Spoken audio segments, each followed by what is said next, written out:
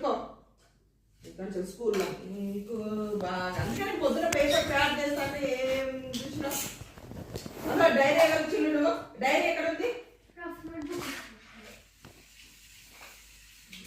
అయితే ఉంచుకొని నువ్వే స్కూల్కి తర్వాత పోయినాక మాట్లాడుకో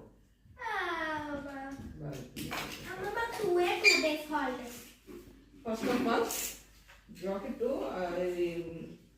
తీపో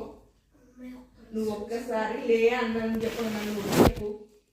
మన చెయ్యి వాడే వస్తుంది పోతున్నాను సరిపోయింది మరి నేను చెప్పా జాకెట్ అట్లా పడేస్తావా అని